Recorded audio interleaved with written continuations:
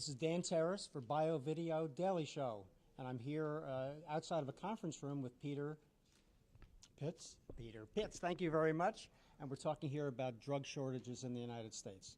Peter, what is the issue? It's been in the news. Why is it here at Bio this year?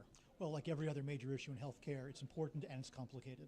And it's not just about the FDA, although that's a part of it, and we'll talk about that in this panel. It's also about kind of perverse economic disincentives, and also the need for some real legislation and a real understanding about the economics of pharmaceutical production. So all these things together really equal a solution. And it's not about finding bad guys.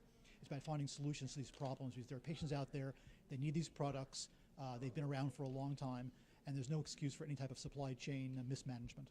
But go back a little bit to the doctor at the bedside. I was a clinical physician for many years. A patient moves from one part of the hospital to another. They go from one hospital HMO to another long-term care HMO. There are different drugs on the panel.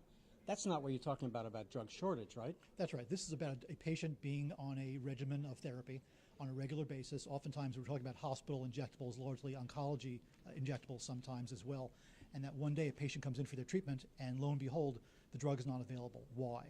Well, it's largely because 30% of manufacturing capacity in this country for injectables are offline because of a lot of FDA issues. You have a lot of new inspectors who don't really understand the system. They don't communicate with each other, and they don't communicate with FDA headquarters back in White Oak, Maryland. So that's one problem. Explain offline.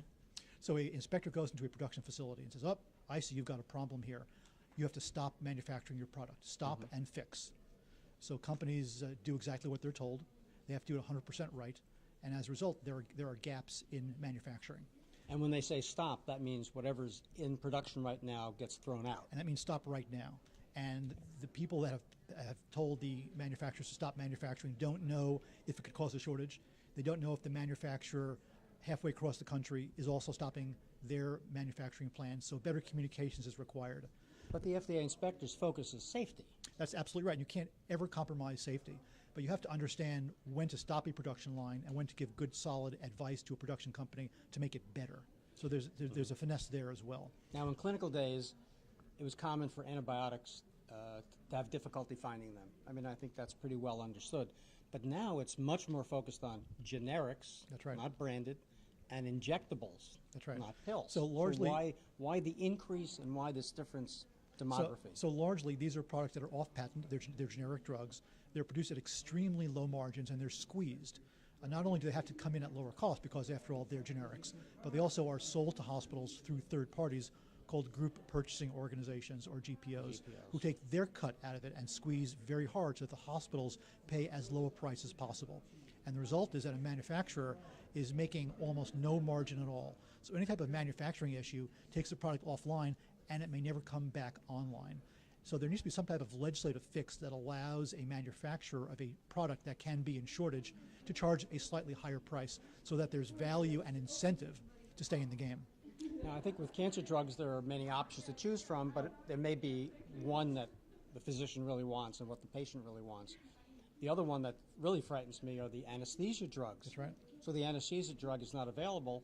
What are the options? Well, first of all, a doctor should always have the opportunity to prescribe to her patient precisely the medicine that they want, whether it's on brand or generic. And when a hospital says, well, we can't give you propofol if you're an anesthesiologist, but we can give you this, the doctor could say, well, that'll get the job done, but that's not my preferred treatment. That makes me uneasy. And that's got implications relative to malpractice insurance. It's got implications relative to where doctors want to practice medicine. So some hospitals who have a better supply chain acumen will attract better doctors, and unfortunately some hospitals will be left holding the bag, not only without any drugs, but also without any doctors to administer those drugs. It's not just preference. It may be that the other drug is something that is very old and outdated. That's exactly right. So why don't hospitals hoard drugs? Well, for GPOs hoard drugs? For injectables or any type of thing that isn't a pill, you can't simply stick it in a warehouse. It's got a very short expiration date. It's got to be refrigerated, so it takes infrastructure to actually keep these drugs on hold. And you never want to hold vast quantities of drugs for long periods of time. They come with a expiration date. And when you don't use them and they expire, that's extremely expensive.